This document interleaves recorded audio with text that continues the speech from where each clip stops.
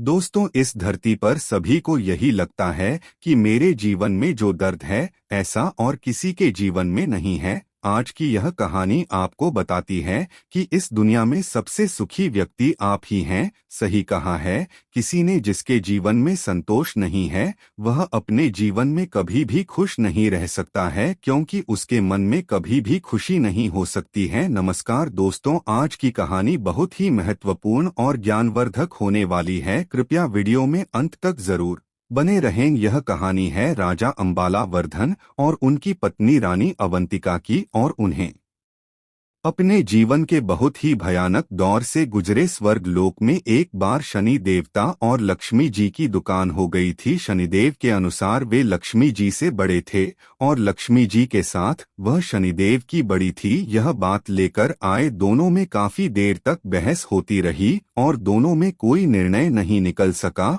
और उन्होंने सोचा कि ए पृथ्वी लोक में सबसे ईमानदार व्यक्ति से यह निर्णय लिया जाए। इन दोनों ने सोचा कि पृथ्वी लोक में राज के राजा राजकीय वर्धन के पास जाएं। जब शनि देवता और लक्ष्मी जी के पास जाएं और अपनी अपनी बहस का निर्णय मांगा तो उत्तर दें कोई जाने उपाय नहीं, और अंत में वे दोनों से 15 दिन की मोहलत को छुट्टी दे दी। इससे प्रसन्न होकर शनि देवता लक्ष्मी जी चले गए और कह गए कि वह अपने हित का निर्णय सुन रहे हैं, 15 दिन बाद अवश्य आएंगे।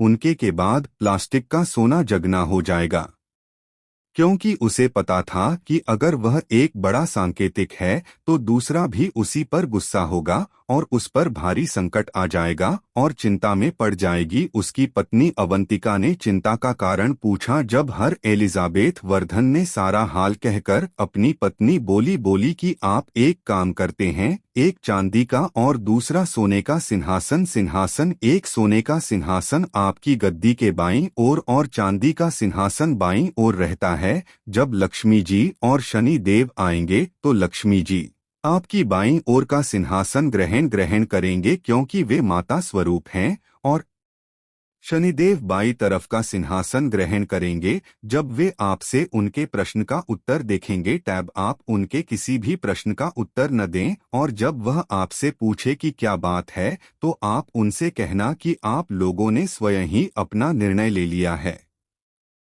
15 दिन बाद जब लक्ष्मी जी और शनिदेव आए तो वैसा ही हुआ जैसा रानी अवंतिका ने किया था।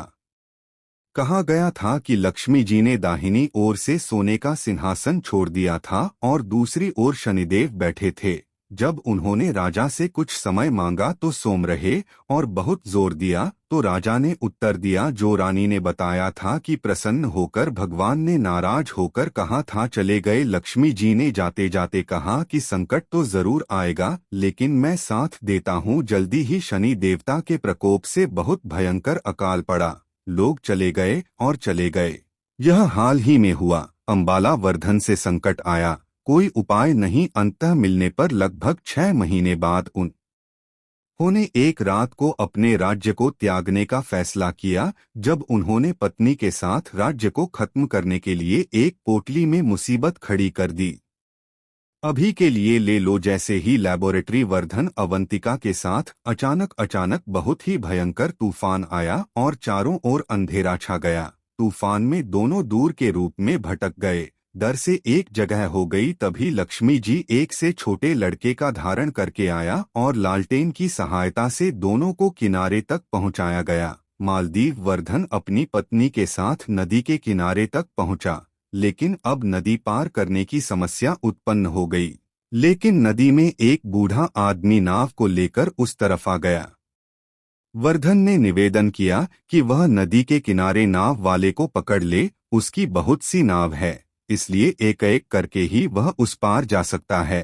राजा ने अपनी मंडली से पहले रानी को फिर से पार करने की बात कही थी। राजा राजभवन वर्धन को पार ले जाया गया और अंतिम मंजिल की पोटली को नदी पार नहीं किया गया, लेकिन वह उस पोटली को लेकर चला गया हो। बोलेरो वर्धन थोड़ी देर में तो नाव वाले और पोटली का इंतजार करने लगा, लेकिन जब उसने नाव को देखा वाला नहीं आया तो उन्हें समझ आया कि वह बूढ़ा आदमी कोई और नहीं बल्कि देव ही थे। अंबाला वर्धन और अवंतिका नदी के किनारे एक गांव में रहते थे। वहां के लोग जंगल से लकड़ी का व्यापार करते थे। उनकी कमाई का साधन थे अंबाला वर्धन, और अवंतिका नदी के किनारे भी अपनी पत्नी के साथ गांव में रहते थे। वे चंदन की लकड़ी के कारखाने और पास के गांव में बेचकर कुछ ही दिन में चंदन की लकड़ी बेचकर वे काफी अमीर हो गए और अपने जीवन से आराम करने लगे। यह सब लक्ष्मी जी की कृपा थी जो आराम में थी। शनिदेव ने फिर से एक चाल चली। दिन एक व्यापारी जो उससे चंदन की लकड़ी लेकर दूसरे देशों में गया था, उसका जहाज यहाँ के गांव में फंस गया था। उसने बहुत प्रयास किया लेकिन वह वहां से जहाज पर गया, लेकिन उसे कुछ समझ नहीं आया। उसकी समझ में नहीं आ रहा था कि तीन शिव देवता में क्या करना है। साधु के रूप में उनके पास आकर व्यापारियों से कहा गया कि मैं जहाज को हटाने की युक्ति बता सकता हूँ। व्यापारियों ने जब पूछा कि क्या युक्ति है, तो उन्होंने कहा कि तुम गांव के लोगों को दो और जो भी खाना सिखाओगे। सती सोनिया स्त्री होगी, अगर वह जहाज को छुट्टियां दे तो भगवन जहाज चल। व्यापारी ने शनि देवता के बताए अनुसार अगले दिन गांव के लोगों को भेजा गया। जब वे लेबोरेटरी वार्ड के घर पहुंचे तो अवंतिका ने यह निष्कर्ष निकाला कि मेरे पति ने जंगल में लकड़ी काटने का काम किया है, पतिव्रता है और यही अपने जहाज को शाम को वापस ले जा सकती है। वह उस समय फिर से अपने घर चली गई थी जब वह रसायन शास्त्र में डूब गई थी। वर्धन ने कहा कि वह समय समय पर गोंद लेबोरेटरी वर्ड और उसकी पत्नी शिप के पास गए और अवंतिका ने अपने पति के दर्शन के लिए शिप को छुआ और शिप हिलने लगा। यह देखकर व्यापारियों के मन में पाप जगा कि क्यों न मैंने अपने पास रखा साथ ले चलूं। यदि जहाज फिर से फंस गया तो वह उसे छूकर उसे हटा सकता है। वह अवंतिका को अपने साथ जहाज में खींचकर ले गया और जहाज चला गया। बोलेरो वर्धन चिल्लाना, लेकिन उस समय तक जहाज काफी दूर चला गया था। अवंतिका अत्यंत रूपवती थी। व्यापारियों के मन में पाप जागृति हुआ। अवंतिका के सम्मुख उसे अपनी पत्नी से की चाहत जाहिर की पर रानी ने उसे साफ मना कर दिया, पर रानी के रूप में मोहित हुआ व्यापारी अब हर समय उसके पीछे रह गई। रानी अवंतिका ने किया व्यापार की चाहत से तंग। ज्ञान सूर्यदेव से प्रार्थना की कि उनके सतीत्व की रक्षा के लिए कोट दे दे। उनकी प्रार्थना सूर्य भगवान ने सुन ली और उनके शरीर का कोट अलग हो गया था। जहां राजा अभिषेक वर्धन ने भी विशाल नदी के किनारे से चल पड़े थे, इसी आशा में थे कि अगर उस तरफ से भेजा जाता गुजरा तो वह अपनी साध्वी को स्थापित करने के लिए। जहाज का स्थान पता नहीं चला तो वह नदी के किनारे एक आश्रम था, तो वह उस आश्रम में साधुओं के साथ निवास करता था। वह वहां पर साधुओं की सेवा करता था और आश्रम में साधुओं के साथ रहता था। उन्होंने कहा कि लक्ष्मी जी की कृपा से सोना के हो जाते हैं। इस प्रकार कुछ ही दिनों में उनके पास सारी सोने की चीजें एक दिन में हो गईं, जो कि प्लास्टिक के व्यापारी थे जो वहां पर अपने जहाज को ले गए थे। पहचान लिया गया, लेकिन बिजनेस नेक्स्ट नहीं मांगा। अंबानी वर्धन को गठबंधन ने कहा कि अगर व्यापारी व्यापार के साथ ले गए तो उन्होंने सोने की एक जुट्टा उसे दे दी। व्यापारियों ने सोने की संपत्ति के लालच में आकर अपने जहाज में ले लिया। जब जहाज चला तो कुछ ही दूर पर व्यापारियों ने अंबानी वर्धन को पहचान दिलाई। फिर लिया था उस कैट के टुकड़े को समुद्र में फेंक दिया। उस कट के टुकड़े को समुद्र में फेंक दिया। अंबानी वर्धन की चीख पुकार अवंतिका को एक किनारे पर फेंक दिया, जहां से आते जाते जहाज से वहां पर एक अजनबी ने उसे देखा और उसकी मदद की। उसने निवेदन किया कि मोलभाव वर्धन ने बताया कि वह एक दुखियारा व्यक्ति है जो ऐसे दर दर भटकाता है। उसने राजा के सामने दया याचना करी कि कोई छोटा मोटा काम देने की मांग की। राजा भी एक प्रिय व्यक्ति था, उसने उसे वहां के स्वामी का माली बना दिया। उस राज्य के राजा के यहाँ संत के रूप में इकलौती बेटी थी जिसके लिए नित्य फूलों का सुंदर गजरा बना हुआ था। मालिन लेकर आई थी। एक दिन राजकुमारी ने मालिन से पूछा कि गजरे कौन बनाते हैं, वे बेहद सुंदर होते हैं। मालिन ने राजकुमारी को बताया कि एक नया नौकर है जो गजरे बना हुआ है। राजकुमारी ने उन्हें देखने की इच्छा प्रकट की। जब राजा ने उन्हें देखा तो उन्होंने उस पर मोहित हो गया और राजकुमारी वर्धन से विवाह करने की हट पकड़ ली। राजा ने बहुत मना किया, लेकिन जब राजकुमारी नहीं बनी तो उन्होंने दोनों का विवाह लाचार कर दिया। कर और जंगल में एक मकान में रहने के लिए कुछ दिन की बात कही गई तो प्रभावशाली वर्धन ने राजकुमारी से कहा कि ऐसी नौकरी पर मेरा मन नहीं लगता कि तुम अपने पिता से कहो कि मेरे साथियों की चुंगी का ठेका दे। राजकुमारी ने अपनी की यह प्रस्ताव रखा गया तो राजा ने प्रस्ताव स्वीकार कर लिया। अब आने वाले जहाज से चुंगी ले ली। ऐसे में 4 साल के लिए शनिदेव का प्रभाव खत्म हो गया। एक दिन के लिए व्यापार का जहाज अन्यत्र आया और अब आने वाले जहाज पर रोक लगा दी गई और उसे वहां से जाने से व्यापारी और राजा क्रोधित नहीं हुए के पास शिकायत लेकर आए। विनती की महाराज, जो भी आपका कर रही है वो मैं हमेशा अदा करता हूँ, फिर भी मेरे जहाज को राजा ने छोड़ दिया था। जब महाराजा वर्धन ने पूछा कि वह व्यापारिक जहाज क्यों नहीं जा रहे हैं तो विनीता वर्धन ने बताया कि महाराज इस व्यापार के पास हैं, मेरे सोने की चोरी का कोई सबूत नहीं है। कहा गया है कि महाराज मेरे पास कोई प्रमाण नहीं है। तभी एक तेज गर्जना के साथ शनिदेव वहां प्रकट होते हैं और नष्ट हो जाते हैं और व्यापारियों की तरफ देखते हैं। उन्होंने कहा कि सत्य और धर्म के साथ कर्ज चुकाने का अब समय आ गया है और शनिदेव के पास मौजूद व्यापारियों पर उनकी नजरें अचानक हैं। खेती की जमीन पर उपज कांपने से लगता है कि वह दस्तावेजों से है। तरबतर चिल्लाता है, मुझे माफ कर दो, मैंने झूठ बोला था, यह सोने की ईंट मेरी नहीं है। इतना देखने के बाद व्यापार के शरीर से एक अजीब सा ज्वालामुखी है और वह कहीं भी राख में बदल जाता है। राजा और दरबार के लोग स्थिर रह जाते हैं। किसी को समझ में नहीं आ रहा है कि आखिर क्या हुआ था। शनिदेव महादेव वर्धन के पास प्रार्थना करते हुए बोले थे, राजा प्रभु वर्धन, सत्य और धैर्य ने मुझे हराया था। उसी समय एक बार फिर से तेज प्रकाश हुआ और तेज प्रकाश के साथ लक्ष्मी जी प्रकट होते हैं। माँ लक्ष्मी जी को आशीर्वाद देते हुए कहा गया है कि वे त्याग कर देते हैं, धैर्य और धर्म का पालन करते हैं, क्योंकि मैं अपार समृद्धि का आशीर्वाद देता हूँ, राज्य फिर से समृद्ध होगा। आशीर्वाद देने वाले लक्ष्मी जी और शनिदेव दोनों अंतर्ध्यान हो जाते हैं।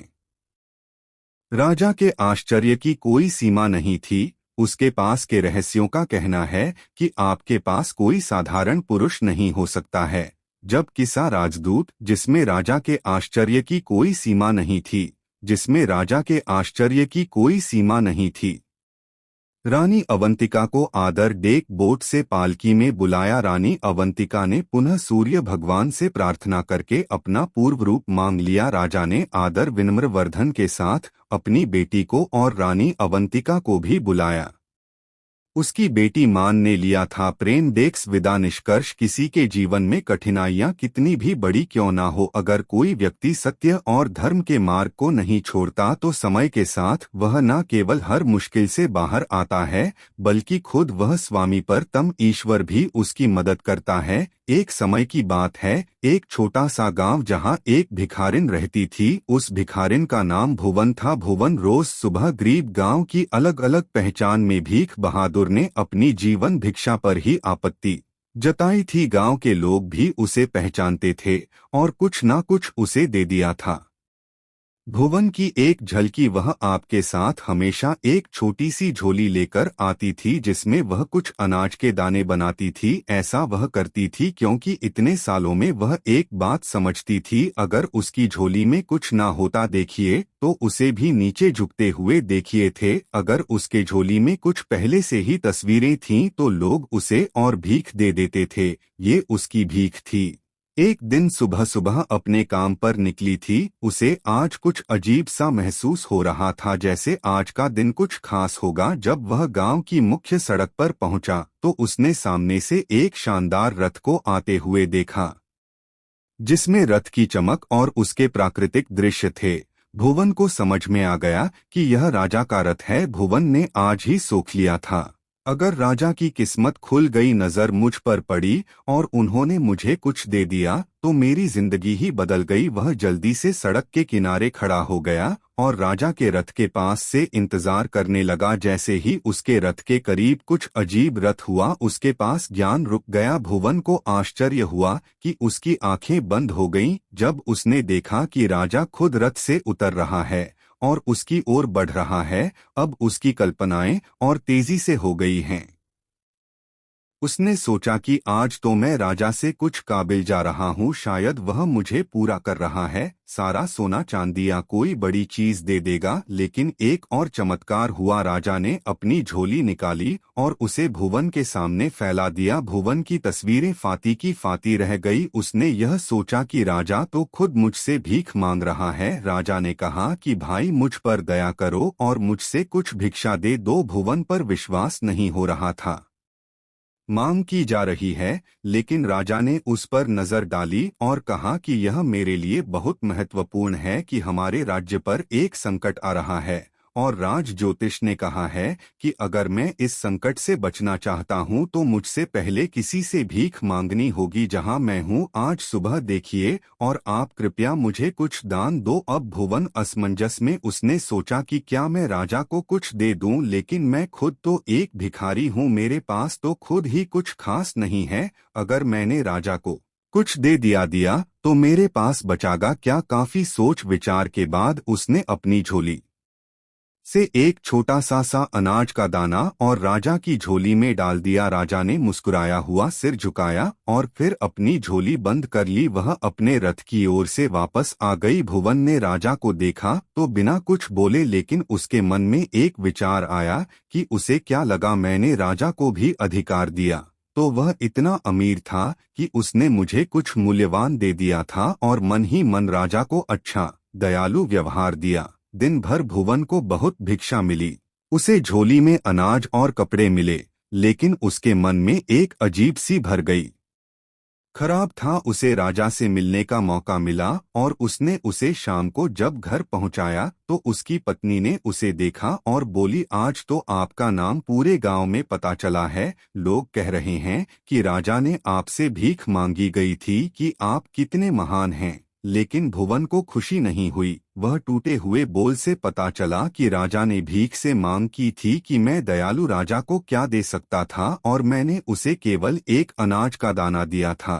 शाम को जब वह घर पहुंचा तो उसकी पत्नी ने उसका दीदार और बोली, आज तो आपका नाम पूरे गांव में भर गया है। लोग कह रहे हैं कि राजा ने तुम्हें भीख दे दी है, तुम इतने महान हो। लेकिन भुवन को खुशी नहीं हुई। वह बोला से बोलकर पता चला कि राजा ने मुझे प्यार किया है भी अच्छा भला था। मैं राजा को क्या दे सकता था और मैंने उसे केवल एक अनाज का दाना दिया। अगर मैंने उसे ज्यादा दिया तो शायद मेरा और नाम होता है। अपनी झोली में तोड़ दी गई और उसे जमीन पर फेंक दिया गया। सारी वस्तुएं जमीन पर बिखर गईं।